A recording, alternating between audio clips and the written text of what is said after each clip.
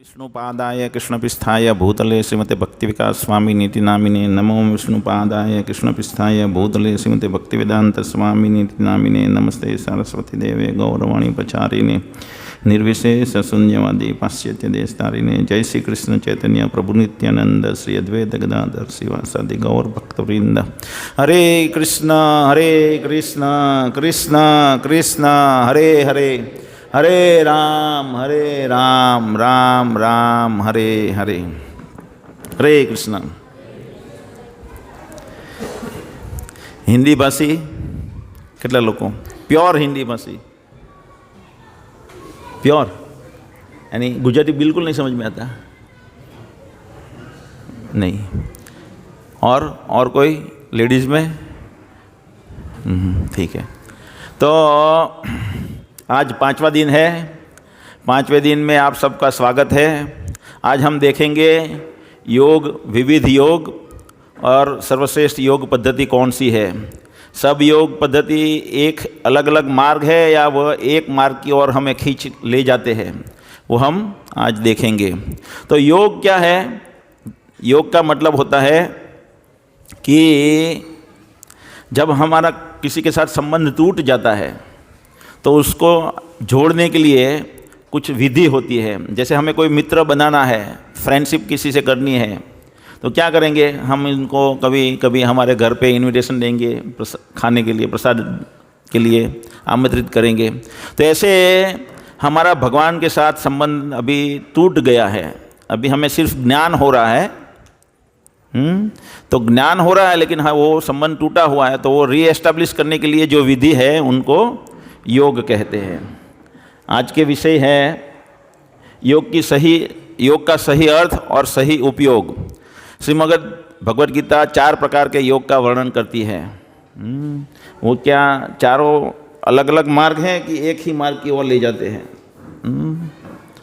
क्या सभी योग एक ही ध्येय की ओर ले जाते हैं? भगवान को प्राप्त करने के लिए क्रमशः विकास की प्रक्रिया और सीधी प्रक्रिया। कलयुग के लिए सरल योग पद्धति। तो आज ये 5 विषय हम देखेंगे, वन आफ्टर द अदर। तो जब हम योग बोलते हैं तो हमें जैसे हम कभी ट्रेन ऐसा बोलते हैं तो हमारे मन में एक चित्र ट्रेन का आ जाता है। हम कार बोलते हैं तो जैसे ही कार बोलते हैं तो कार का चित्र, मतलब कार ऐसी है ऐसा। प्लेन बोलते हैं तो प्लेन का चित्र आ जाता है। तो हम जब योग बोलते हैं तो हमारे मन में क्या चित्र आता है? ऐसा चित्र आ जाता है। ऐसा चित्र आते हैं ना? तो क्या ये योग है? ये शरीर का व्यायाम है, इसको बोलते हैं। शरीर को सुदृढ़ रखने के लिए, शरीर को अच्छा रखने के लिए व्यायाम है। और एक्सरसाइज भी कह सकते हैं। तो ये एक्सरसाइज है, ये योग नहीं है। योग क्या है? तो योग वो जो वास्तव में योग कहलाता है वो है जोड़ना। किसको जोड़ना? व्यक्तिगत हमें और परमात्मा को, परम चेतना के बीच को स्थापित करता है। जैसे योग होता है उसका ऑपोजिट क्या है? वियोग, अलग होना। योग और वियोग। तो योग क्या मतलब है? जोड़ना। तो जीवात्मा और परमात्मा को, परमात्मा यानी भगवान के बीच के प्रेम को, संबंध को स्थापित करना, जोड़ना, उसे योग कहते हैं। और जो योग में लगा हुआ है, जो योग की विधि में लगा हुआ है, उसे योगी कहते हैं। योगी किसे कहते हैं? जिस मनुष्य का जीवन और उसके कार्य भगवान के साथ उसके संबंध को पुनः स्थापित करने के लिए होते हैं, उसे योगी कहते हैं। मतलब जो योग करता है वो योगी है। लेकिन हम जब योगी ऐसा शब्द सुनते हैं तो हमारे मन में क्या छपी बैठती है कि एक ऐसा दाढ़ी वाला, लंबा दाढ़ी वाला होना चाहिए, ये लंबे बाल होने चाहिए, सैफरन कपड़े पहने हुए होना चाहिए, वो ध्यान करना चाहिए हिमालय में। तो हमारे मन में ये छवि बनती है।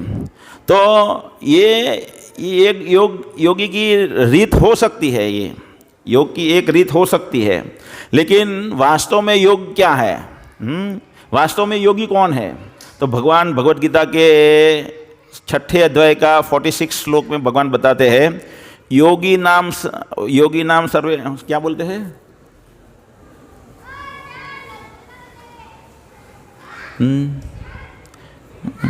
योगी नाम सर्वे नाम मद्गतेन अंतरात्मनः युक्तो मतः। भगवान कहते हैं भगवत गीता के 6 अध्याय के 46 श्लोक में कि वो योगी सर्वश्रेष्ठ योगी है जो अंतर आत्मा में मेरा हमेशा स्मरण करता है। तो वो योगी है। फिर वो ये कपड़े पहने या पैंट शर्ट पहने या धोती कुर्ता पहने या धोती कुर्ता न भी पहने, वो बच्चा हो सकता है, बड़ा हो सकता है, वृद्ध हो सकता है या गृहस्थ हो सकता है, कोई भी हो, लेकिन जो हमेशा अंतरात्मा में भगवान का स्मरण करते हैं वो सर्वश्रेष्ठ योगी कहलाता है। तो आज हम देखेंगे कि योग जो वास्तव में नहीं है, जो कि जिनको हम ये शारीरिक व्यायाम, तो वो योग नहीं है। शरीर को अच्छा बनाने के लिए होता है वो, चमत्कारी शक्ति का प्राप्त करने के लिए योग होता है। कभी कभी ध्यान योग की पद्धति से हमें चमत्कारी सिद्धि प्राप्त होती है, तो वो योग नहीं है। हवा में उड़ना, पानी पर चलना, सोना बनाना, वो भी योग नहीं है।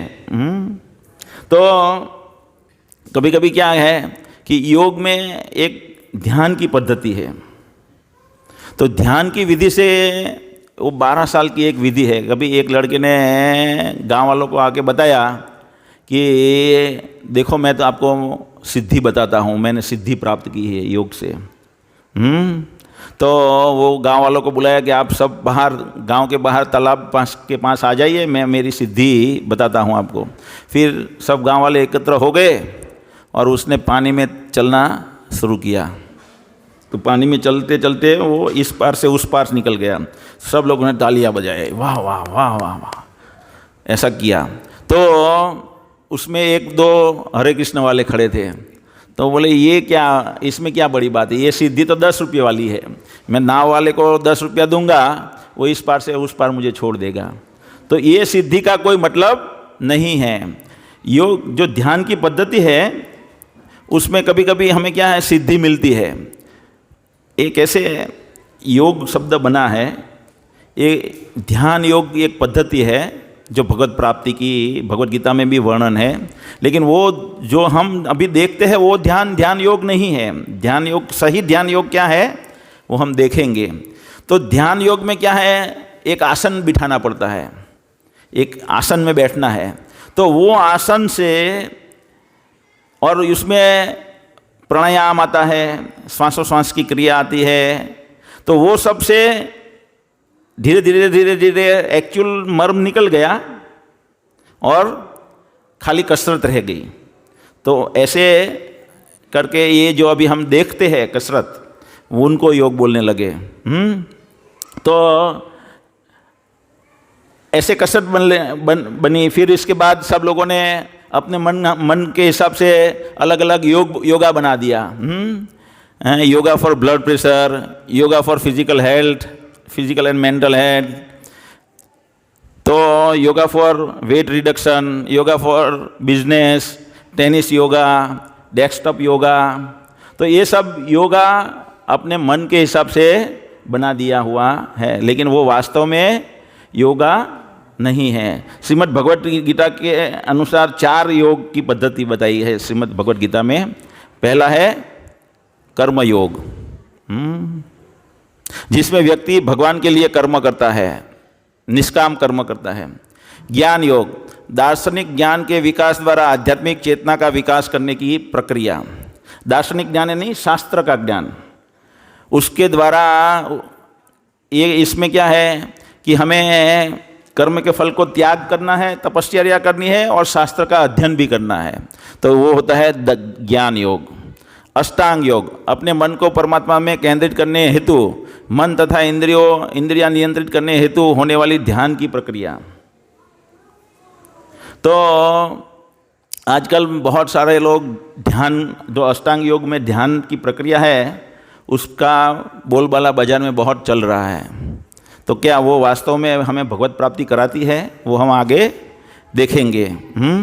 तो ये अष्टांग योग में क्या होता है कि हमें हमारे कर्म के फल को त्यागना है, नंबर 1 तपश्चर्या करनी है, दार्शनिक ज्ञान करना है और परमात्मा पे ध्यान केंद्रित करना है, तो वो अष्टांग योग है।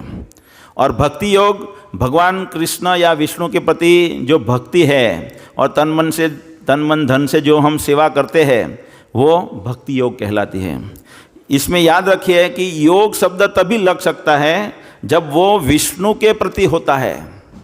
कर्म योग यानी कर्म के फल का त्याग करते हैं विष्णु की प्रसन्नता के लिए या कृष्ण की प्रसन्नता के लिए, नहीं देश की सेवा के लिए, तो वो कर्मयोग नहीं कहलाएगा, तो सिर्फ कर्म हो जाएगा।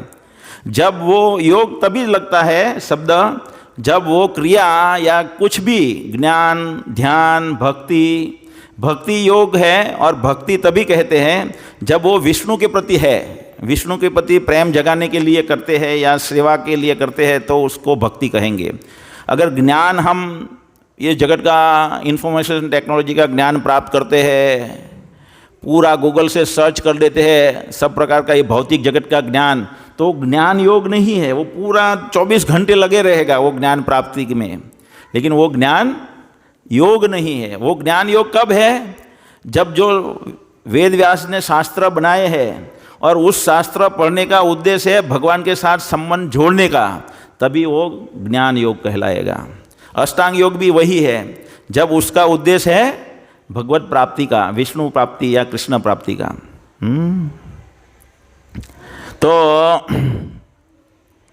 तो ध्यान आजकल क्या अभी ये जो 3-4 मार्ग बताए मैंने, क्या वो एक ही और ले जाते हैं या वो क्रमशः सीढ़ी है? जैसे ये बताए हैं इसमें, ये भगवत गीता में ये जो 4 मार्ग बताए हैं वो कैसे है कि कर्म मार्ग में, कर्म योग में अगर कोई लगता है तो कर्म मार्ग में क्या होता है? निष्काम कर्म करता है। निष्काम कर्म करता है तो उससे धीरे धीरे उसको आत्मा का ज्ञान बढ़ता है, तो वो फिर ज्ञान के स्तर पर आता है। फिर ज्ञान में और निष्काम कर्म करते करते करते करते वो कॉन्सेंट्रेटेड माइंड से काम करना लगता है, तो फिर वो ध्यान योग में आता है। फिर ध्यान योग में एक बीच में सिद्धि प्राप्त हो जाती है। 8 प्रकार की सिद्धियाँ होती है, अणिमा, लघिमा, प्राप्ति, ईशिका, विशिका, काम्य, ये सब 8 प्रकार की सिद्धि है। जैसे प्राप्ति सिद्धि तो हम देखते हैं ना, कभी कभी वो साधु संत ऐसे करके सोना हमको दे देते हैं, देखा है ऐसे करते हुए भस्म दे देते हैं, तो वो सिद्धि होती है। तो वो सिद्धि क्या होती है? उसका हाथ जहाँ उसके तिजोरी में रखा है ना वहाँ पहुँच जाता है, दीवाल को फांद के वो हाथ पहुँच जाता है, हम नहीं देख सकते। जैसे चंद्रमा को पकड़ लेते हैं, प्राप्ति सिद्धि वाले चंद्रमा को भी पकड़ सकते हैं। यहाँ से बोलते हैं बोलो काबुल का दाड़म खाना है, तो ऐसे करके लो काबुल का दाड़म, अनार। तो वो एक सिद्धि है जो ध्यान योग में हमें 12 साल की पद्धति के बाद प्राप्त होती है। तो वो वास्तव में सिद्धि नहीं है। सिद्धि तभी है जब हमारा संबंध भगवान के साथ स्थापित हो जाए, तब। तो वो सिद्धि में फंस जाते हैं। क्यों फंस जाते हैं? वो सिद्धि प्राप्त होती है तो वो सब लोग कहते हैं बहुत अच्छा, बहुत बड़ा आदमी है, बहुत बड़ा आदमी है, बहुत बड़ा आदमी है। तो लाभ, पूजा, प्रतिष्ठा आ जाती है, प्रतिष्ठा के पीछे दौड़ने लगता है, फिर वो भगवान के मार्ग से विचलित हो जाता है। हम देखते हैं ना, बहुत सारे लोग भक्ति में जाने का प्रयत्न करते हैं। विश्वामित्र देखो, वो भक्ति में आगे बढ़ने के लिए प्रयत्न किया था, बीच में फंस गए मेनका में। तो ऐसे ये बहुत सारे लोग होते हैं, जब वो भक्ति के मार्ग में आगे चलने के लिए निकलते हैं तभी उसका मन दूषित नहीं होता, लेकिन जब प्रतिष्ठा आ जाती है, जब कुछ प्राप्त हो जाता है तो वो फिसल जाते हैं। तभी प्रॉपर गुरु के मार्गदर्शन के नीचे अगर कोई रहता है तो बच पाएगा, वरना वो फिसल जाएगा। तो ये सब मार्ग क्रमशः एक के बाद एक प्राप्त होता है और फिर आगे भक्ति में आएगा। अगर भक्ति में नहीं आएगा तो भगवत प्राप्ति नहीं होगी। तो ये हम देखेंगे, लोग अभी क्या सब मार्ग एक ध्येय पर ले जाते हैं? अभी कितने बड़े बड़े स्वामी हैं, कितने बड़े बड़े गुरु होते हैं या बाबा होते हैं या जो भी है, वो लोग हमको बताते हैं आप किसी को भी कोई भी मंत्र लो, किसी भी देवता की पूजा करो, कोई भी एक मार्ग अपना लो, वो एक ही जगह पे, सब एक ही जगह पे जाता है। बताते हैं कि नहीं? ऐसा सुना है कि नहीं? सब एक ही है। किसने ऐसा सुना है? तो मेरा आपसे सवाल है कि आपको दिल्ली जाना है और आप कोई भी ट्रेन में बैठ जाओगे तो क्या दिल्ली पहुंचोगे क्या? विरार सूरत में घूमते रहोगे लेकिन बॉम्बे कभी, दिल्ली कभी नहीं पहुंचोगे। अभी दिल्ली पहुंचने के लिए हमारे ये जगत में एक पर्टिकुलर सिस्टम है कि हमें ट्रेन ढूंढनी पड़ेगी, फिर वो ट्रेन में हमें बुकिंग कराना पड़ेगा, फिर वो बुकिंग अगर कंफर्म होती है तो उस दिन हमें प्लेटफॉर्म पे जाना पड़ेगा, फिर वही सीट, वो ट्रेन की बोगी हमें ढूंढनी पड़ेगी और उसी सीट पे बैठने पड़ेगा, तब जाके हम दिल्ली पहुंच सकते हैं। तो ऐसे ही भगवान ने बनाई है सिस्टम। तो वो एक ऐसा नहीं है कि भगवान ने भी एक पर्टिकुलर सिस्टम बनाई है, भगवान ने भी ऐसा पर्टिकुलर सिस्टम बनाई है कि किसी को भी पूजा करो और वहीं पहुंचोगे, ऐसा नहीं है। भगवान यहाँ क्या कहते हैं, भगवत गीता में बताते हैं कि जो जिसकी पूजा करता है वो उसी के पास जाता है। यान्ति देवव्रतान् देवान् पितृ यान्ति पितृज्य पितृव्रतः भूतानि यान्ते भूतेज्य यान्ति मद्याजिनोऽपि माम्। कि वो बताते हैं कि जो देवता की पूजा करते हैं वो देवलोक के बीच में जाता है, जो पितृ को भी जब पूजा करता है वो पितृलोक में जाता है, जो भूत प्रेतों की उपासना करता है, यानी कोई गांधी को भगवान मानते हैं ना, कोई अम्बेडकर को भगवान मानते हैं, कोई हिटलर को भगवान मानते हैं, तो वो भूत प्रेत की उपासना बोलेंगे उसको। तो उनको मानने वाले वो जहाँ जन्म लिया है उनके आसपास जन्म ले लेंगे। और जो भगवान की भक्ति करते हैं, जो भगवान की पूजा करते हैं, वो मेरे साथ निवास करते हैं, भगवान बताते हैं। तो ऐसा नहीं है कि जो आप किसी की भी उपासना कर लो तो आप भगवान के धाम में जाओगे, नहीं। यहाँ क्लियर कट भगवान बताते हैं, देवता की पूजा करोगे तो देवलोक में जाओगे, पितृ की पूजा करोगे, जनरली लोग पितृ की पूजा करते हैं, तो एक पितृलोक है, वो आगे एडवांस कोर्स में हम देखेंगे पितृलोक कैसा है, वहाँ कैसे लोग रहते हैं, ये ब्रह्मांड में कहाँ लोकेटेड है, देवलोक कहाँ है लोकेटेड, वो सब। जैसे ये 6 दिन का प्रोग्राम है, वैसे वो चार्ट है ना, वो चार्ट का 6 दिन का प्रोग्राम है। फिर उसके नीचे वो गोला है, उसका 6 दिन का प्रोग्राम है। फिर एडवांस कोर्स है 21 दिन का, 21 सत्र का। तो ऐसे अलग अलग कोर्स है, जिनको इंटरेस्ट पड़ेगा वो धीरे धीरे हम आगे बढ़ेंगे। अभी हम देखेंगे कि भगवान को प्राप्त करने की सीधी प्रक्रिया। तो ये स्टेप बाय स्टेप प्रक्रिया थी। कर्मयोग, कर्मयोग से ज्ञान योग, ज्ञान योग से ध्यान योग, ध्यान योग से भक्ति योग। तो ये जो विधि है, ये कर्मयोग से ध्यान योग की विधि भगवान ने 3रे अध्याय के 10वें श्लोक से, तीसरे अध्याय के 10वें श्लोक से 6 श्लोक के 45 श्लोक तक बताई हुई है, 6:45 तक ये तीनों विधियाँ। और उसके बाद भगवान भक्ति योग शुरू करते हैं। आखिरी श्लोक से, 6ठे अध्याय का आखिरी श्लोक से 6, 7, 8, 9, 10, 11, 12 तक भक्ति योग का वर्णन है। बीच में सेंटर में संभाल के रखा है भगवत गीता में भगवान ने। अभी ये जो to attain the supreme lord step by step process, straightforward process, तो उसमें कौन सी स्थिति अच्छी है हम देखेंगे।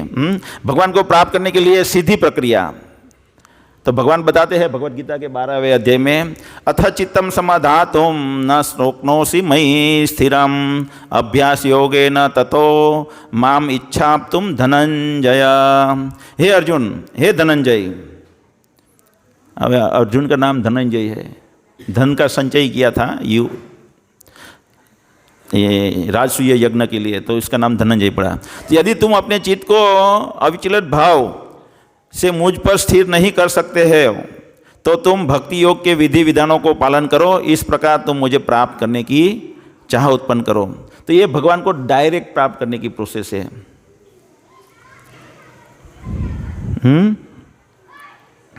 ये भगवद गीता के 3 अध्याय का 10वें श्लोक से 6 अध्याय 45 श्लोक तक भगवान को और ये जो one after the one step है वो सीढ़ी है, ये है लिफ्ट की योजना।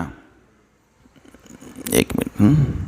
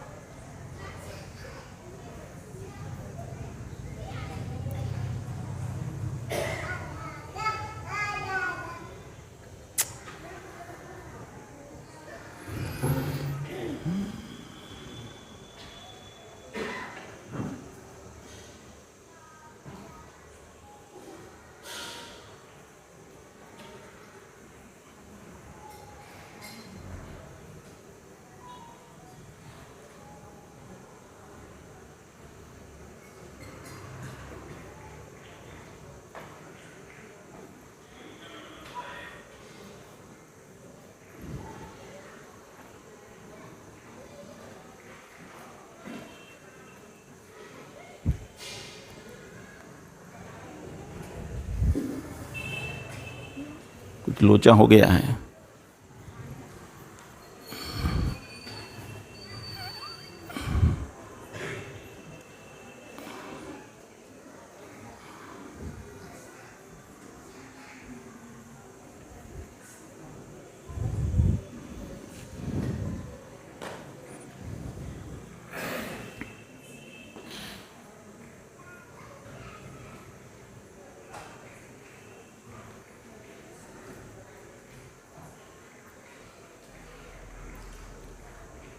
तो एक है डायरेक्ट सीढ़ी वाली योजना जो भगवद गीता के 12वें अध्याय में भगवान बताते हैं, और ये 3:10 और 3:45 के बीच में सीढ़ी वाली योजना भगवान ने बताई कि एक के बाद एक के बाद एक के बाद एक के बाद एक पास करते करते भक्ति योग में आओ या डायरेक्ट भक्ति योग में आओ, जो भगवद गीता में भगवान ने डायरेक्ट 12वां अध्याय के 9वें श्लोक में बताया है। ये 12वां अध्याय का 9वां श्लोक है। भगवान को प्राप्त करने के लिए क्रमशः विकास की प्रक्रिया 3 अध्याय का 10वां श्लोक से कोई डिटेल में जानना चाहता है तो उसमें देख सकता है।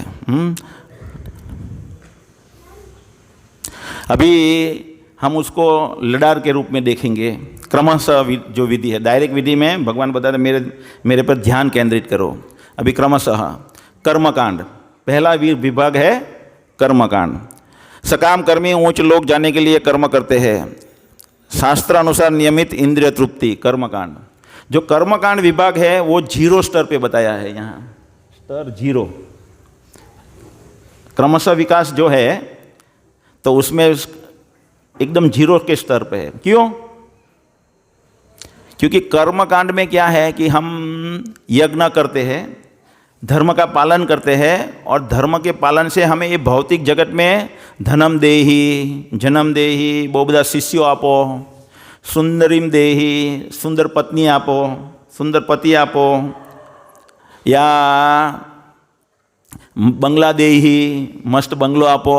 तो આપણે બધું માંગીએ ભગવાન પાસે, हम भगवान के पास मांगते हैं उसमें, वो यज्ञ धर्म का पालन करते हुए।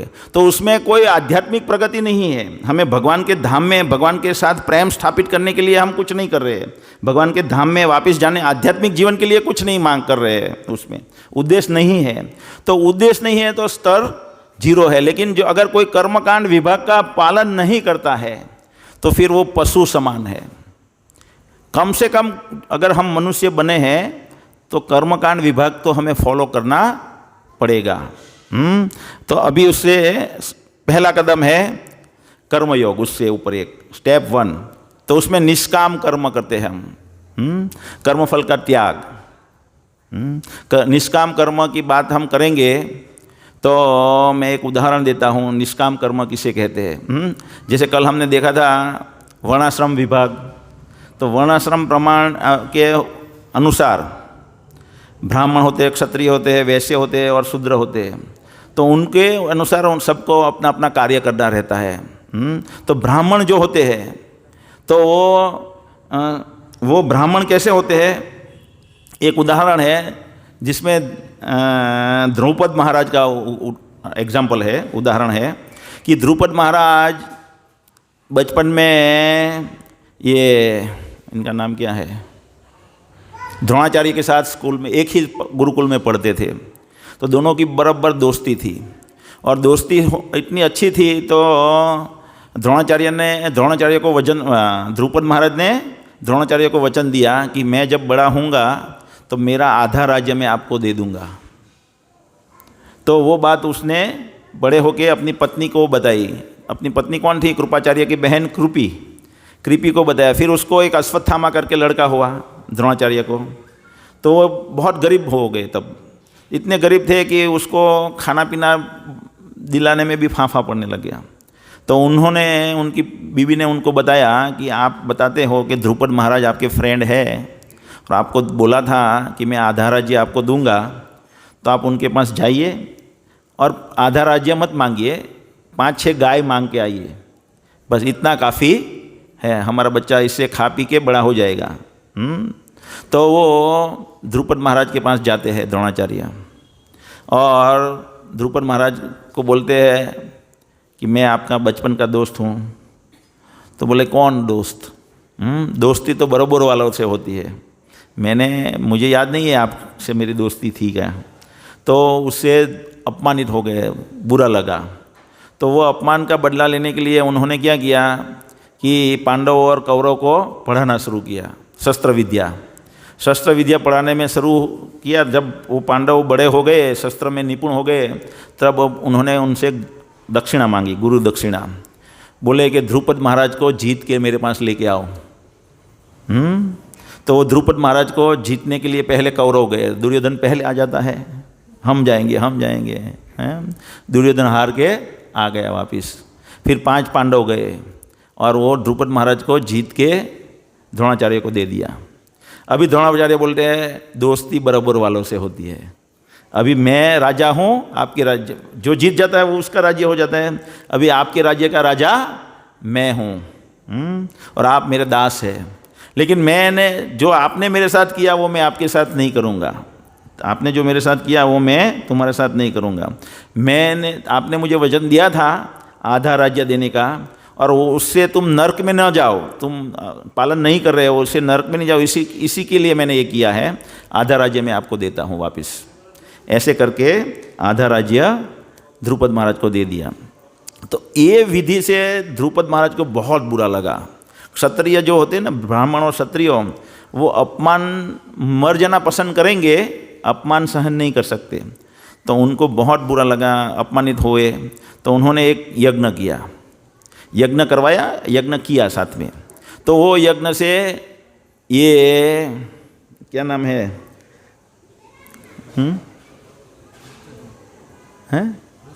हाँ, धृष्टद्युम्न, द्रौपदी का भाई धृष्टद्युम्न और द्रौपदी दोनों उसमें से उत्पन्न हुए वो यज्ञ में से। तो ये धृष्टद्युम्न जो है फिर वो बड़ा हुआ तो उसके शस्त्र की विद्या सीखने के लिए भेजना था द्रौपद महाराज को। तो वो परशुराम के पास गए, लेकिन परशुराम बोले कि हम क्षत्रियों को तो शिक्षा नहीं देते हैं। तो फिर वो द्रोणाचार्य के पास आए। अभी द्रोणाचार्य जानते हैं, क्या जानते हैं कि ये बड़ा बन के मुझे मारने के लिए पैदा किया गया है, फिर भी उसको शस्त्र की ट्रेनिंग देते हैं। जो कौरवों को पांडवों को शस्त्र की ट्रेनिंग दी वही ट्रेनिंग वो उनको देते हैं। वो सोचते हैं कि मैं ब्राह्मण हूँ और मैं शस्त्र विद्या का कार्य करता हूँ, तो मुझे शिक्षा देनी है तो किसी को भी दूंगा मैं, जो मेरे पास आएंगे उनको मैं दूंगा, वो मेरी फर्ज है, समझे। तो वो निष्काम कर्म। अगर हम बिजनेस चलाते हैं और हमारे पास कोई आएगा कि भाई हमें ये बिज़नेस की स्किल सिखाओ और हमें पता चलता है कि वो हमारे सामने ही दुकान वही डालने वाला है, तो हम सिखाएंगे क्या? नहीं सिखाएंगे ना। तो हम कलयुग में कोई निष्काम कर्म नहीं कर सकते। निष्काम कर्म करना बहुत कठिन है। लेकिन पहले के ज़माने में सब निष्काम कर्म कर सकते थे। तो ये निष्काम कर्म होता है, उसमें कर्म का फल का त्याग करना है, सिर्फ फर्ज के लिए कार्य करना है। जैसे पहले के ज़माने में गांव में होते थे लुहार होते थे, तो लुहार सबके लिए खेती का औजार बना देते थे, उसके लिए वो पैसा नहीं लेते थे। फिर सब गांव वाले खेड़ूत वाले मिल के जो भी देना है कि भाई इनके लड़की की शादी आती है तो भी देना है, सब मिल के उनका भरण पोषण कर देते थे। तो वो उसके फर्ज के हिसाब से कार्य करते हैं, तो वो निष्काम कर्म हुआ। फिर दूसरा स्तर है ज्ञान योग। तो उसमें क्या है? कर्म का फल का त्याग है, तात्विक दर्शन का अध्ययन है और तपश्चर्या है, तो वो ज्ञान योग है। फिर कर्म फल का त्याग, वो ध्यान योग, अष्टांग योग की पद्धति है। भगवान के प्रति प्रेममय भक्तिमय सेवा, तो वो भक्ति योग है। तो अब हम देखेंगे कि ये जो 4 स्तर है, कर्मकांड तो आध्यात्मिक जीवन में 0 स्तर है, बाकी जो 4 स्तर है तो उसके एक्चुअली क्या क्या गुण है और उसमें क्या क्या दोष है, ये क्रमशः आगे बढ़ने की जो पद्धति है भगवद गीता में बताई, उसमें क्या क्या गुण दोष है और क्या क्या गुण है। तो पहले कर्मकांड विभाग में भी हम देखेंगे कि भाई ये जो कर्मकांड विभाग है उसमें यज्ञ करना होता है, तो यज्ञ में सब आहुति देनी होती है शुद्ध, और आहुति जो होती है वो एकदम शुद्ध होनी चाहिए, शुद्ध घी होना चाहिए। आजकल शुद्ध घी नहीं होता है, कोई भी चीज़ में मिलावट है। सींग तेल है तो उसमें भी 5-10% वो पामोलिन मिलाते हैं। कभी कभी कोई सींग तेल ज़्यादा कीमत है, कोई कम कीमत है। क्यों है? क्योंकि इसमें थोड़ी मिलावट के हिसाब से भाव होता है। ऐसे ही घी का भाव कभी कम डाउन होता है, तो उसमें थोड़े प्रमाण में डालडा मिश्रण किया होता है, तो उसके हिसाब से प्लस माइनस भाव रहता है। तो शुद्ध घी नहीं है, शुद्ध ब्राह्मण नहीं है। ब्राह्मण का कार्य क्या है? एक लहके में उच्चारण करना श्लोकों का, श्लोक से अग्नि प्रकट करना। तो ऐसे ब्राह्मण अभी है ही नहीं जिससे यज्ञ हो सके। और जो यज्ञ जो कुंड होता है उसके और जो भी यज्ञ कर रहे हैं उस एरिया को कॉर्डन करना रहता है। और वो यज्ञ में कोई भी अपने मुंह में उंगली डाल दिया तो वो पूरा यज्ञ दूषित हो गया। जितने सारे लोग हैं, अभी तो हम थोड़ी देर बैठते हैं तो मुंह में उंगली डाल देते हैं, कान में डाल देते हैं। ये 9 द्वार जो है वो मल के द्वार है हमारे शरीर में। तो जैसे ही हम डालते हैं कान में या नाक में उंगली तो फिर धोनी पड़ती है। एक्चुअली शुद्धता के नियम हमें मालूम नहीं है, लेकिन ब्राह्मण ऐसे शुद्ध होने चाहिए तभी यज्ञ हो सकता है। आजकल ब्राह्मण क्या करते हैं? नौकरी करते हैं, पैंट शर्ट पहन के नौकरी करते हैं और फिर डायरेक्ट आके धोतिया पहन के यज्ञ करवाने लगते हैं। और यज्ञ के कुंड में अनाउंस होता है कि भाई ब्राह्मणों के लिए चाय लाई जाए, तो फिर चाय आ जाती है। फिर वो चाय पीते पीते हैं यज्ञ करवाते, तो पूरा यज्ञ दूषित हो गया। मुंह में हाथ हो गया ना, उंगली हो गई तो वो दूषित हो गया। यानी वो डिश पकड़ी है और यहाँ से तो एक वो उंगली ही मुंह में कहीं जाएगी, तो ऐसे वो दूषित हो गया। और दूसरा है कि वो जो उच्चारण करना है उससे कुछ और उच्चारण करेंगे। जैसे हम शास्त्र में देखेंगे कि विश्वरूप थे, वो यज्ञ कर रहे थे, तो इंद्र ने देखा कि वो कुछ आहुति असुरों के लिए भी दे रहे हैं, तो उन्होंने उनको मार दिया। तो उनके पिता तुष्टा ने यज्ञ करवाया। तुष्टासुर ने यज्ञ करवाया, तो उसका उद्देश्य था ऐसा पुत्र उत्पन्न हो जो इंद्र को मार दे, और पुत्र ऐसा उत्पन्न हुआ जो इंद्र से मर जाए, क्योंकि श्लोक गलत उच्चारण हुआ। तो शास्त्र में अगर यज्ञ हमें करना है तो उच्चारण का एक लहका होता है, वो लहके में हम नहीं करेंगे। इंद्रा क्या बोलते हैं?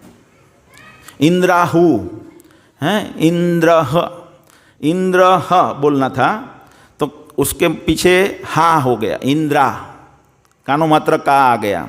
जैसे हम कृष्ण बोलते हैं ना, तो पीछे क्या बोलते हैं, कृष्णा। तो कृष्ण और कृष्ण में अलग फर्क है। ऐसे इंद्र और इंद्रा, तो इंद्रा जब बोल देते हैं तो इंद्र से मारा जाए ऐसा पुत्र उत्पन्न हो, ऐसा हो गया। तो वो जो उच्चारण है वो प्रॉपर नहीं होता है, अभी किसी को मालूम नहीं है। तो यज्ञ करना, जो कर्मकांड की विधि है, वो अभी काम कर रही नहीं है, अभी बिल्कुल निष्क्रिय। लोग करते हैं यज्ञ, आजकल देखो लग्न में भी यज्ञ होता है, लग्न भी एक यज्ञ है। उसमें ये जो पंडित श्लोक बोलते रहते हैं, तो कुछ शुद्धता के नियम पालन नहीं करते, श्लोक का उच्चारण का उसको कुछ ज्ञान नहीं है। फिर स्वाहा स्वाहा ऐसे करते हैं, वो यज्ञ करवाते हैं। तो एक कारण, बहुत सारे तलाक हो रहे हैं, उसमें बहुत सारे कारण में से एक कारण ये भी है, क्योंकि वो श्लोकों का प्रॉपर उच्चारण नहीं कर रहे हैं। दूसरा है, नेक्स्ट स्टेप है कर्मयोग, निष्काम कर्म। तो निष्काम कर्म में हमने देखा कि ब्राह्मण को कैसे कार्य करना है। तो निष्काम कर्म आज कोई करना बहुत मुश्किल हो गया है। फिर है ज्ञान योग, तो उसमें दो प्रक्रिया है। प्रथम है सगुणवादी और द्वितीय है निर्गुणवादी। दोनों को ज्ञान अर्जित करने के लिए बहुत सारे शास्त्र के अध्ययन करना पड़ेगा। आजकल हम देखते हैं कि कितने सारे शास्त्र हैं, 108 उपनिषद, 4 वेद, वेदांत सूत्र, इतिहास। तो ये सब पढ़ने, अध्ययन करने के लिए हमारे पास वक्त कहाँ है। उसके लिए तो बचपन से बालक को रखना पड़ेगा, तो भी 5 के या 6 पुराण में वो निपुण हो सकता है, क्योंकि अवधि शॉर्ट है, मनुष्य जीवन की अवधि शॉर्ट है। और हम 12-25 साल तक तो क्या स्कूल कॉलेज में पढ़ते हैं। तो 25 साल जिस उम्र में सबसे ज़्यादा हमें ग्रहण हो, उस उम्र में हम ये भौतिक जगत का ज्ञान प्राप्त करते हैं, तो शास्त्र का ज्ञान कैसे होगा। और फिर सब शास्त्र हम देखेंगे अलग अलग बुद्धि के स्तर के लोगों के लिए है। और अगर एक साथ वो पढ़ लिया किसी ने, तो देखेगा कि यहाँ ऐसे बता रहा है, यहाँ ऐसे बता रहा है, तो कंफ्यूज हो जाएगा। तो हम देखते हैं कि कभी कभी शास्त्र पढ़ने वाले पागल हो जाते हैं, तो वास्तव में पागल हो जाते हैं, क्योंकि ऐसा बताया गया है उसमें। तो उसके लिए भी गुरु चाहिए, और वो भी बचपन से ट्रेनिंग मिलनी चाहिए। तो ये ज्ञान योग से भगवान को प्राप्त अभी करना बहुत मुश्किल है। अभी ध्यान योग के लिए भगवद गीता के 6ठे अध्याय में पूरा ध्यान योग नाम का चैप्टर है। उसमें 10 से 32वां श्लोक पूरा ध्यान योग के बारे में है। तो वो ध्यान योग, आजकल क्या हम ध्यान योग करते हैं, देखते हैं हम। उसमें यम नियम, यम यानी ये चीज़ करनी है, नियम यानी ये चीज़ नहीं करनी है। फिर आसन होता है, फिर आसन कैसा होना चाहिए उसका हम देखेंगे भगवद गीता के अनुसार। फिर प्राणायाम होता है, फिर प्रत्याहार होता है, कितना आहार, कितना सोना, कितना खाना, ये सब होता है उसमें। फिर धारणा, फिर यानी ध्यान कहाँ केंद्रित करना है। और फिर ध्यान का केंद्र बिंदु क्या होना चाहिए। तो ये भगवद गीता के अनुसार हम देखेंगे। तो ये 11वां श्लोक है। ऐसे 4 श्लोक में खाली आसन का बात बताई है कि ध्यान योग कैसे करेंगे। शुचो देशे, यानी देश जो है वो पवित्र होना चाहिए, यानी जहाँ 4 चीज़ नहीं होनी चाहिए। कल 4 चीज़ हमने देखी ना, क्या 4 चीज़ नहीं होनी, मांसाहार, नशा, परस्त्रीगमन और जुआ। ये 4 चीज़ जहाँ नहीं होती है वो पवित्र स्थल बोलते हैं। तो शुचो देशे प्रतिष्ठाप्य स्थिरम आसनम आत्मनः, वहाँ उसका आसन होना चाहिए। वो जगह पे, हिमालय जैसा जगह है, तो वहाँ वो जगह पे हम स्थिर आसन लगा सकते हैं। वो आसन कैसा होना चाहिए, नाति इच्छित, नाति उच्चतम, नाति नीचम, चैला जीतक कुशोत्तरम। वो बहुत ऊंचा भी नहीं होना चाहिए, बहुत नीचे भी नहीं होना चाहिए। और चैला जिन यानी मुर्ग चर्म। चैला जिन क्या बोलते हैं, मुर्ग यानी वो शेर को मारते हैं और उसकी चमड़ी निकलती है ना, वो चर्म या मृग को मरा हुआ होता है उसका चर्म होना चाहिए। क्यों? क्यों? क्योंकि उससे जीव जंतु वहाँ नहीं आएंगे, उनको तो अकेले रहना है ना, तो ध्यान करने के लिए तो वो वहाँ कुछ आना नहीं चाहिए। कुशोत्तरम, कुश घास पे पहले आसन बिछाने का, उस पे चर्म ढकने का। अभी आज हम वो मुर्ग चर्म लेने जाएंगे तो क्या हो जाएगा? हैं? जल हो जाएगी। तो पहले तो हम आसन ही नहीं बिछा पाएंगे, ये भगवद गीता में बताया है ऐसा है। फिर कहते हैं तत्र एकाग्रह मन कृत्वा यच्चेत इंद्रिय क्रिया उपविश्यासने युज्यद योगम आत्मविशुद्धये। फिर वो आसन पे बैठ के उसको आत्मशुद्धि के लिए ध्यान धरना है। क्या ध्यान धरना है? समह काया शिरो ग्रीवम। समह की काया, शिरो काया यानी पूरा शरीर, सिर यानी सिर, और वो एक लाइन में होना चाहिए। यानी ये जो लाइन बनी वो एक ही लाइन में होने। कभी हम देखते हैं यहाँ ऐसे बैठते हैं, कोई बैठ नहीं सकता एकदम, ये हमें बैठना है ऐसा पूरा। ये आँख जो है उसका केंद्र यहाँ नाक के ऊपर होना चाहिए, आँख आधी खुली होनी चाहिए। ये श्लोक में ऐसा बताया है, देखते हैं। और फिर ये ध्यान यहाँ होना चाहिए और मन से यहाँ स्मरण करना है, यहाँ परमात्मा बैठे हैं हर एक हृदय में। तो वो ध्यान योग की पद्धति है। क्या है? समह काया शिरे ग्रोयम धार्यन अचलम अस्थिरम संप्रेक्ष्य नासिका अग्रम स्वदिशा दिशाच अवलोकयन। यहाँ वहाँ ऐसा नहीं देखना है, यहाँ ध्यान केंद्रित करना है। तो वो ध्यान होना संभव नहीं है, बहुत मुश्किल है। प्रशांत आत्मा विगत भी ब्रह्मचारी व्रते स्थिता। और उनके मन में कभी किस एक क्षण भी स्त्री का विचार नहीं आना चाहिए। आजकल इतना भारी हो गया है बिना स्त्री के विचार के रहना, क्योंकि आप मोबाइल खोलोगे, काम की चीज़ के बाजू में भी एडवर्टाइज होती है, और वो एडवर्टाइज में हर एक एडवर्टाइज में स्त्री का प्रलोभन होता है। तो स्त्री के विचार से दूर रहना बहुत भारी है ध्यान की पद्धति में। और आसन के लिए समकाया शिरोग्रीवा, तो हम देखते हैं 5 मिनट हम नहीं बैठ सकते, ऐसा बैठ सकते हैं।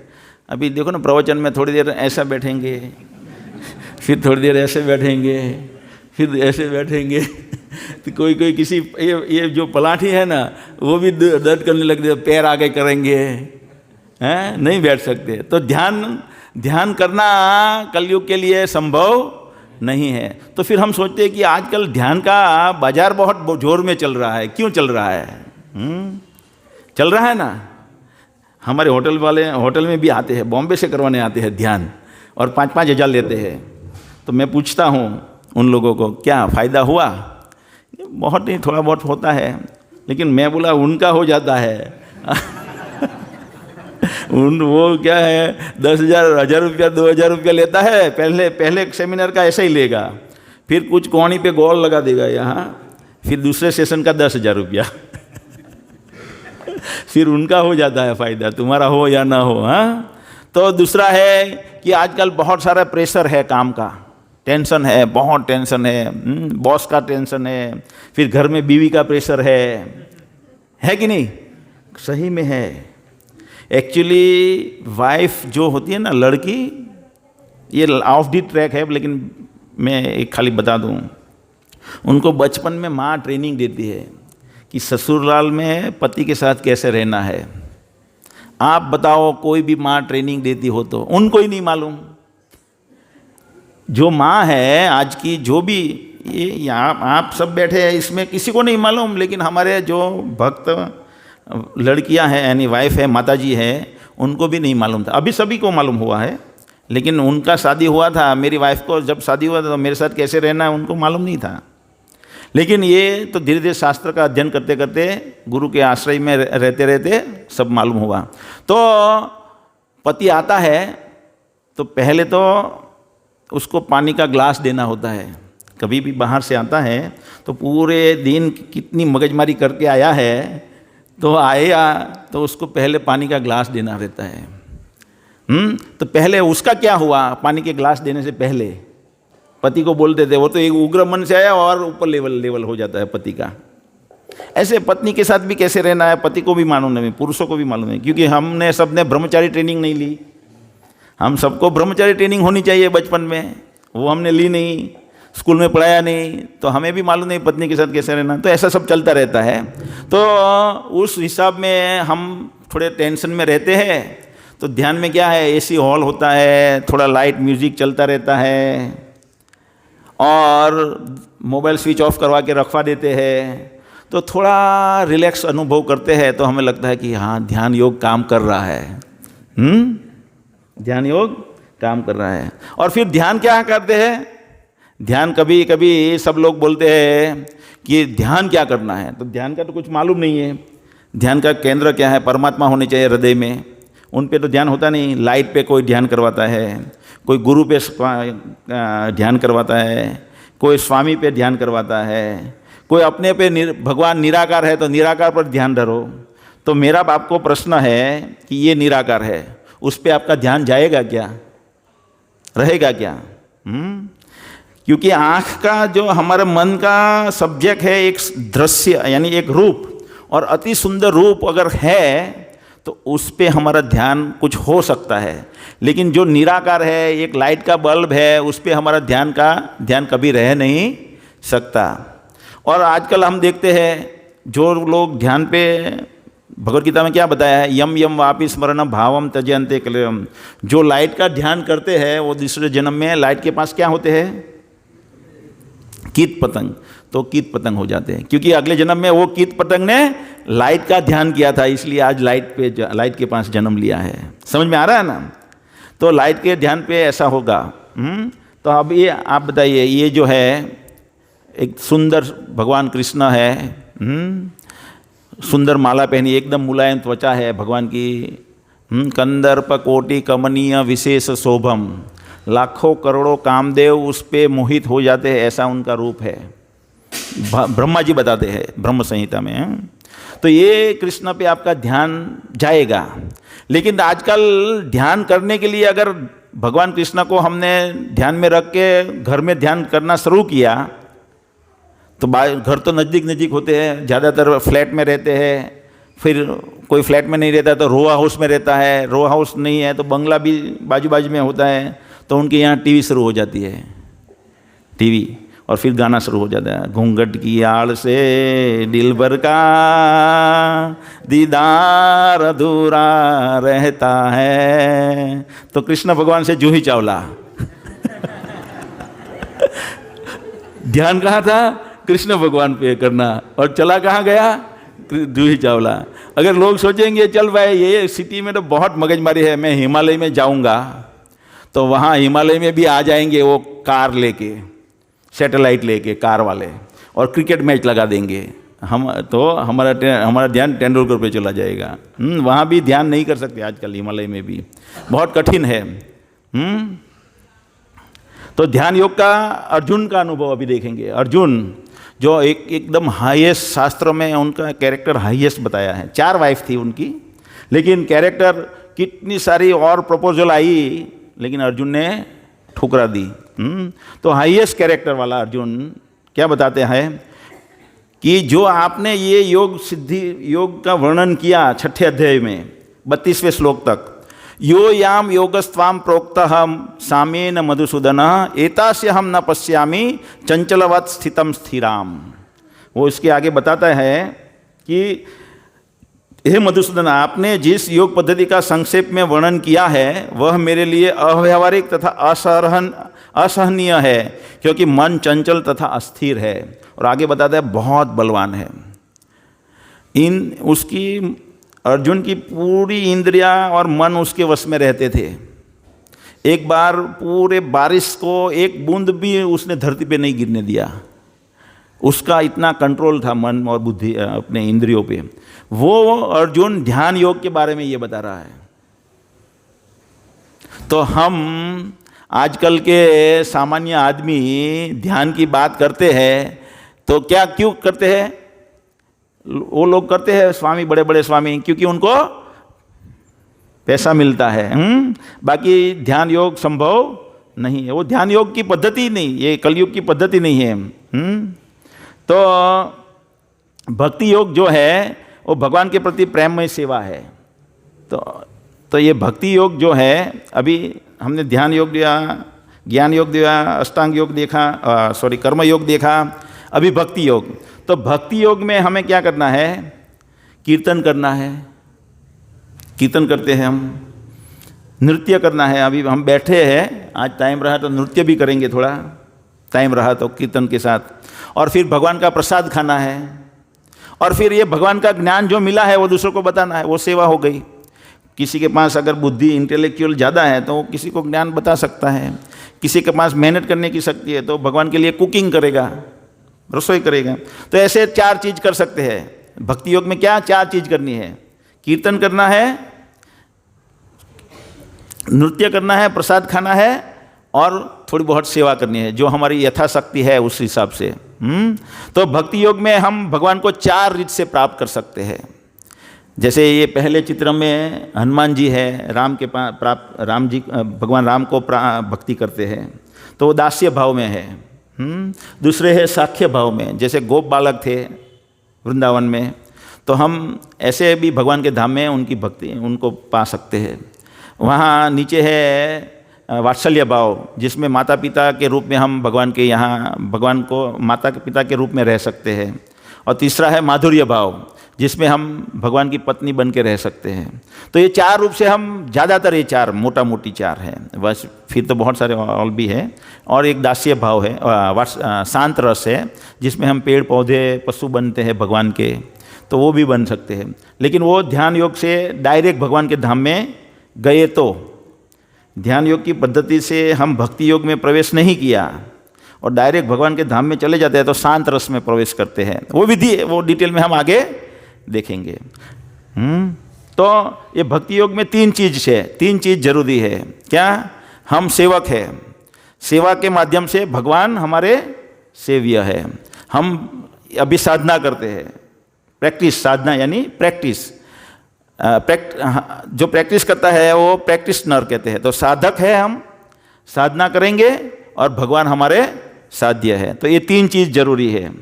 अभी हम इनको तर्क की दृष्टि से देखेंगे कि क्या कर्मकांड से, कर्मयोग से, ज्ञान योग से, भक्ति योग से भगवान को कैसे प्राप्त कर सकते हैं। तो कर्मकांड विभाग में हमने देखा कि हम भगवान से मांगते रहते हैं। उसको हम एनोलॉजी करेंगे एक लड़का और एक लड़की के साथ। लड़की है इंडिया में रहती है, लड़का रहता है अमेरिका में। अभी दोनों को प्रेम स्थापित करना है दोनों के बीच में। तो लड़की फ़ोन करके मांगती रहती है, मुझे ये भिजवाओ, ये भिजवाओ, ये भिजवाओ। तो कर्मकांड विभाग ये है, हम भगवान से मांगते रहते हैं, मांगते रहते हैं, मांगते हैं। तो उससे प्रेम बनेगा क्या? नहीं बनेगा। और फिर कर्मयोग में क्या कहता है?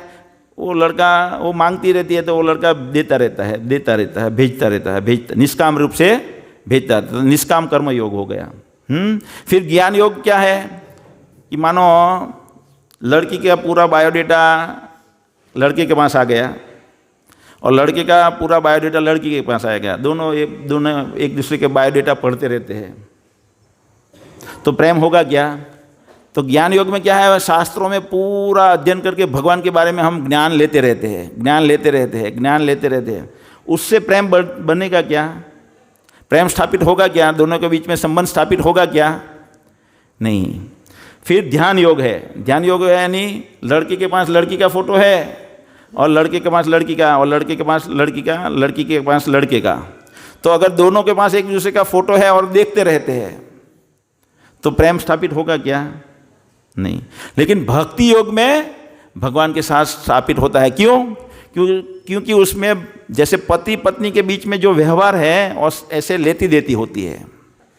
क्या होता है? लेती देती होती है।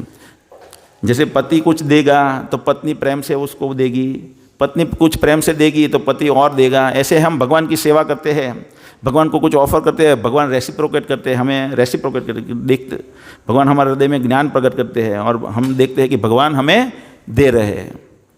तो प्रश्न ये हो सकता है कि भाई भगवान हमारे सामने है नहीं, तो भगवान को हम कैसे दें?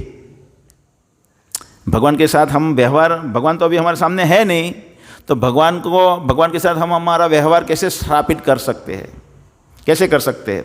तो भगवान ने भगवतम के 11वें स्कंद में उद्धव जी को बताया है कि मैं अर्चा विग्रह के रूप में खुद रहता हूँ, और उनके साथ आप अपना जो भी आदान प्रदान है वो कर सकते हैं। उसकी एक शास्त्रों में कहानी भी है, बहुत सारी कहानियाँ हैं। ये श्रीनाथ जी है यहाँ, वो कितने भक्तों के साथ व्यवहार करते थे।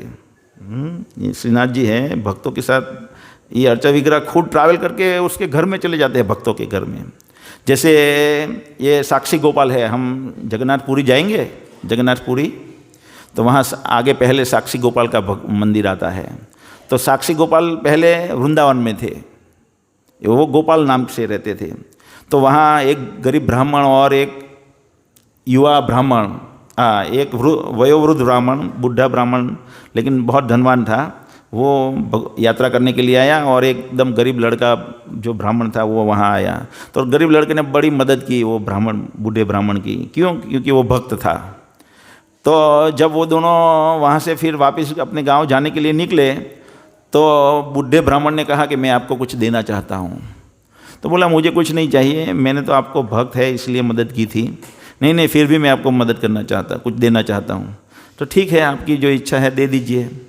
तो उसने बोला मेरी एक लड़की है, उसकी शादी मैं तुमसे करवाना चाहता हूँ, मेरी लड़की की। तो बोला आप ये वचन देते हो वो ठीक है, लेकिन आप घर जाओगे फिर घूम जाओगे,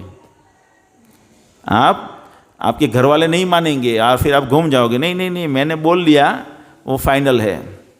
तो उस लड़के ने बोला भाई गोपाल, भगवान गोपाल के सामने आप बोलो, वचन दो कि मैं गोपाल को साक्षी रख के आपको वचन देता हूँ कि मैं मेरी लड़की आपसे शादी करवाऊँगा।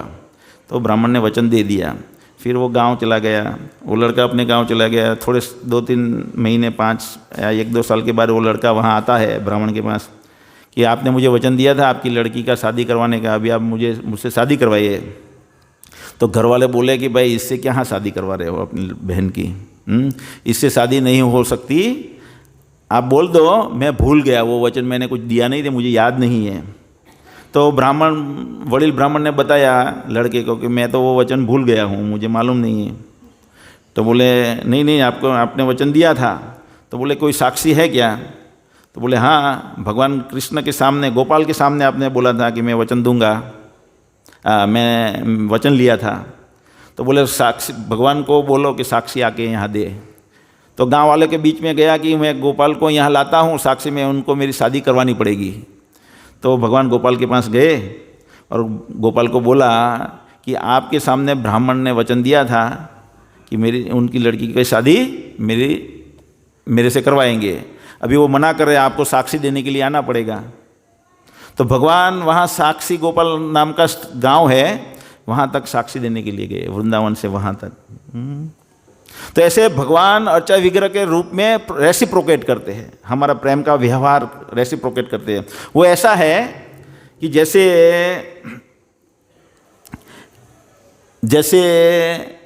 भारत की सरकार का एम्बेसडर, जो अमेरिकन सरकार का एम्बेसडर यहाँ बैठता है, तो कोई अमेरिकन आदमी है, वो अमेरिकन सरकार से व्यवहार करना चाहता है तो एम्बेसडर को बताएगा, यहाँ राजदूत को, यहाँ जो बैठा हुआ है। और भारतीय जो लोग हैं अगर उनको वहाँ कष्ट पड़ रहा है अमेरिका में, तो वहाँ राजदूत को बताएंगे, वहाँ के हमारे एम्बेसडर को, तो वो भारत सरकार को बताएंगे। ऐसे ही हमारा व्यवहार यहाँ से भगवान के साथ होता है। तो ये भक्ति योग है। अभी शास्त्र के प्रमाण से देखेंगे हम, ये हमने तर्क की दृष्टि से देखा कि कौन सा योग काम कर सकता है, करता है। 3 योग के बारे में हमने तर्क की दृष्टि से देखा। अभी शास्त्र के हिसाब से देखेंगे। तो भगवान बताते हैं भगवद गीता में, भक्त्या माम अभिजानाति यावन यस्यास्मि तत्वतः ततो माम तत्वतः ज्ञात्वा विशते तदंतरम। केवल भक्ति से मुझ भगवान को यथारूप जाना जा सकता है।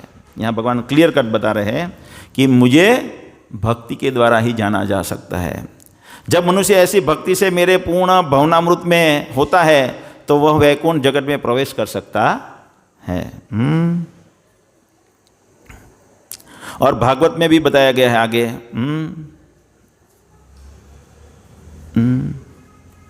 और ये जो भक्ति की विधि है वो नवधा भक्ति हम बोलते हैं ना, नवधा भक्ति। तो श्रवण, भगवान के बारे में सुनना, कीर्तन करना, स्मरण करना, पाद सेवन करना, पूजन करना, वंदन करना। तो अलग अलग भक्त थे जो ऐसे करते हुए भगवान को प्राप्त किए। श्रवण करके परीक्षित राजा ने प्राप्त किया, कीर्तन करते हुए सुखदेव गोस्वामी ने प्राप्त किया, स्मरण करते हुए प्रहलाद महाराज ने प्राप्त किया, पाद सेवन करते हुए श्री लक्ष्मी जी ने प्राप्त किया, पूजन करते हुए पृथु राजा ने प्राप्त किया, वंदन करते हुए अक्रूर जी ने प्राप्त किया, दास्य रूप में भगवान के रहते हुए हनुमान जी ने भगवान राम को प्राप्त किया। भक्ति योग यानी भगवान कृष्ण, विष्णु या भगवान के जो भी अवतार है उनकी भक्ति। सख्य भाव से अर्जुन ने भगवान को प्राप्त किया, आत्मनिवेदन से बलि महाराज ने प्राप्त किया। तो भक्ति का आरंभ कैसे होता है? तो भगवान भगवत ये बताते हैं भागवत में कि एतावाने लोकस्मिन् पुंसाम पर धर्म पर स्मृत भक्ति योग भगवती तद नाम ग्रहण आदि भी। भगवान के पवित्र नाम संकीर्तन से प्रारंभ होने वाली भक्ति ही मानव समाज में कि प्राणियों के लिए सर्वोच्च और अंतिम धर्म सिद्धांत है। श्रीमद् भागवतम 6 स्कंद 3 अध्याय 22वां श्लोक। अभी कलयुग है, हम कलयुग में जीते हैं। तो कलयुग का युग धर्म कौन सा है? तो ये बृहद नारदीय पुराण में बताया गया है। हरे नाम एव ही केवलम नास्तेव नास्तेव नास्तेव गतिरन्यथा। इस कलह और दम के युग में मोक्ष प्राप्त करने के एकमात्र साधन है भगवान के पवित्र नाम का कीर्तन करना, पवित्र नाम का कीर्तन करना और पवित्र नाम का कीर्तन करना। 3 बार बताया है। क्यों? एक बार अगर बताते ना तो हम कलयुग के लोग आसानी से मानने वाले नहीं हैं। इसलिए भगवान ने जोर दिया है कि करना ही है। और कोई मार्ग नहीं है। ध्यान योग का मार्ग नहीं है, कर्म योग का मार्ग नहीं है, ध्यान योग का मार्ग नहीं, नास्तेव और मार्ग नहीं है, नहीं है।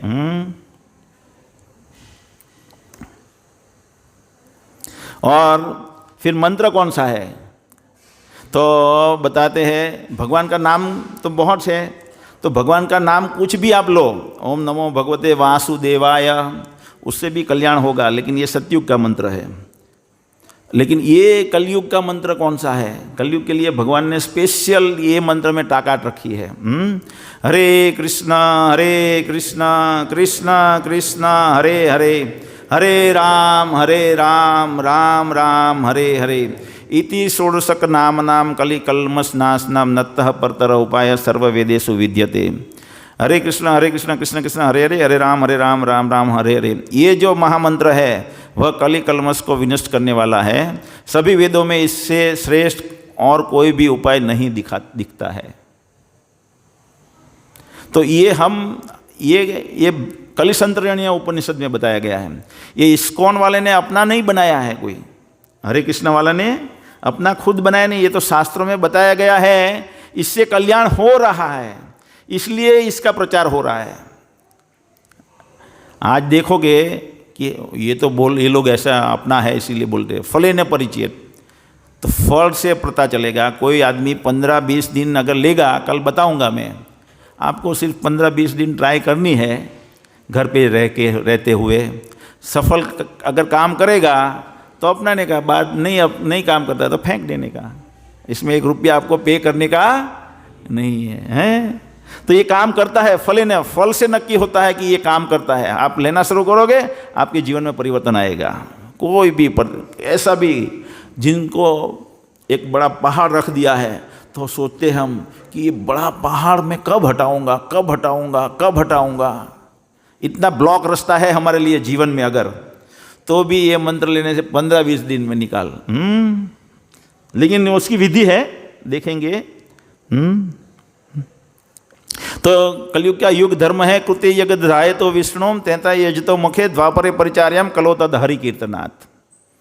कि जो फल सतयुग में विष्णु का ध्यान करने से त्रेता युग में यज्ञ करने से, द्वापर युग में भगवान के चरण कमलों की सेवा करने से प्राप्त होता है, वही कलयुग में मात्र हरे कृष्ण महामंत्र के कीर्तन करने से मिलता है। और वो कीर्तन कहीं भी आप कर सकते हो, बस में ट्रैवलिंग करते हुए, नाम नामकारी बहुधा निज सर्वशक्ति तत्रार्पित नियमित स्मरणे न कालः, बाथरूम में नहाते नहाते भी ले सकते हो, नहाए हो या स्नान नहीं किया है तो भी ले सकते हो, कहीं भी बिना स्नान किए भी आप कर ले सकते हो। नाम लेना जरूरी है पहले तो, फिर धीरे धीरे नियम पालन करोगे तो वो तो बहुत अच्छा है। लेकिन अगर आप ऐसी कंडीशन में हो और नहीं ले कर सकते हो तो भी आप ले सकते हो, इतनी छूट छाट है। क्यों? क्योंकि हमारे पास कुछ है ही नहीं, और हमारे पास शास्त्र पढ़ने की शक्ति नहीं है, हमारे पास द्रव्य अच्छे लाने की शक्ति नहीं है, हमारे पास ध्यान में बैठने की शक्ति नहीं है, और हमारा पूरा जीवन अनियमित है कलयुग में। इसलिए कलयुग नारद जी ने पूछा कि सब कुछ मगजमारी वाला होगा इनका, हैं? ये कलयुग के लोगों को सुबह 7 बजे से 9 बजे तो नौकरी करनी पड़ेगी तो वो भगवत प्राप्ति कैसे करेंगे? तो फिर बताया ब्रह्मा जी ने, जो ये ब्रह्मांड की सबसे बड़ी अथॉरिटी है ब्रह्मा जी, कि भाई इनके लिए ये हरे कृष्ण मंत्र है। तो ये ब्रह्मा जी ने बताया है, इसलिए हम प्रचार करते हैं, हमारा बनाया हुआ नहीं है। तो सतयुग में भगवान विष्णु का ध्यान करना था, क्योंकि उस वक्त आयुष्य 1-1 लाख साल का था। कितने साल का? 1-1 लाख। तो 60-60 हजार साल तक तपस्या ध्यान धर सकते थे। उसके बाद त्रेता युग आया, तो त्रेता युग में आयुष्य 10,000 साल का हो गया, 1 जीरो कट हो गया, 10 टाइम्स डाउन होता है, हर एक युग में 10 टाइम्स डाउन होता है, तो 10,000 हो गया आयुष्य, लाख में से 10,000। तो उसमें बड़े बड़े यज्ञ होते थे, और यज्ञ कुंड होते थे लुंसी कुई से डबल ग्राउंड से, इतने बड़े कुंड होते हैं, इतना नहीं, छोटा सा वो, इसमें कुछ आ ही नहीं सके। टन के हिसाब से घी जाता था। कितने हिसाब से? टन के हिसाब से घी जाता था। अगर इतना टन घी बहा दोगे तो सब लोग बोलेंगे कि ये लोगों को खिलाना चाहिए और ये जला दे रहे हैं। लेकिन उससे प्राप्त होता है, इससे प्राप्त होता है, ये मालूम नहीं, ये साइंस नहीं मालूम, इसलिए ये बोलेंगे ये लोग। त्रेता युग में यज्ञ करना होता था। फिर द्वापर युग में पूजा करनी होती थी, तो हर एक के घर में भगवान का मंदिर होता था, और 7 बार पूजा होती थी। 7 बार पूजा करने के लिए 7 बार स्नान करना पड़ता था। कितने बार? 7 बार। अभी हम 7 दिन में 1 बार मंदिर आते हैं वो 1 दिन में 7 बार पूजा करनी है, और हम 7 दिन में 1 बार, वो भी जैसे वैसे आते हैं, बड़ा जबरदस्ती करते करते करते करते आते हैं। तो ये युग में जो भी वो 3 युगों की विधि है वो काम नहीं कर सकती। इसीलिए इस युग में सिर्फ क्या कर सकते हैं हम? हरे कृष्ण कृष्ण कृष्ण हरे हरे, हरे राम राम राम हरे हरे, हरे कृष्ण। तो सर्वोत्तम योग पद्धति भगवान के साथ संबंध स्थापित करने के लिए कौन सी है? भक्ति योग। और क्रमशः विधि कौन सी है? स्टेप बाय स्टेप कर्म योग, ज्ञान योग, ध्यान योग, और फिर भक्ति योग। भक्ति योग में प्रवेश करना पड़ेगा, लेकिन क्रमशः आगे बढ़ने की जो पद्धति है उसमें सारी प्रॉब्लम्स है। क्या है? हम कर्म का फल निष्काम कर्म नहीं कर सकते कर्म योग में। ज्ञान योग में हम सब शास्त्र का अध्ययन नहीं कर सकते। ध्यान योग में हम ध्यान नहीं धर सकते, बराबर है ना। और लॉजिक से हमने देखा कि भाई कर्म योग काम नहीं करेगा अकेला, ज्ञान योग अकेला काम नहीं करेगा, ध्यान योग अकेला काम नहीं किया, फोटो देखते रहेंगे तो कहीं प्रेम नहीं होने वाला, भगवान से लेती देती करनी पड़ेगी। तो वो भक्ति योग में होती है। और वो भक्ति योग में भगवान कहाँ है? अर्चा विग्रह के रूप में है। तो अर्चा विग्रह के कैसे कैसे रूप होते हैं वो और एक स्टडी है, वो 2 सत्र की स्टडी है, तो वो हम एडवांस कोर्स में देखेंगे। तो अभी 5 सब्जेक्ट मैटर हो गए और भगवान के साथ संबंध स्थापित होना कर दिया। अभी हमें कल से ये जो 5-6 दिन में जो हमने ज्ञान प्राप्त किया उसके हिसाब से हम हमारे घर में कैसे रह सकते हैं, कृष्ण भक्ति का अभ्यास कैसे कर सकते हैं, घर में रहते हुए। जैसे हमने कल बता दिया कि भाई यज्ञार्थे कर्मणियों अन्यत्र लोकयम कर्म बंधन, यज्ञार्थे कर्मणियों એટલે यानी हमें ये जगत में ऐसे रहना है जो विष्णु की प्रसन्नता के लिए कार्य करते हुए रहना है। तो हमें क्या करना है, खाली उद्देश्य चेंज करना है कि भाई क्या उद्देश्य चेंज करना है, हम अभी हम ये करेंगे वो करेंगे उसके लिए जी रहे थे, अभी भगवान के धाम वापस जाना है उसके लिए जिएंगे। तो वो कैसे हो सकता है वो कल देखेंगे। हरे कृष्ण। तो आज भक्ति योग जो है उसका कीर्तन थोड़ा कोई करवा सकता है तो 10-15 मिनट कीर्तन करवाइए। हरे कृष्णा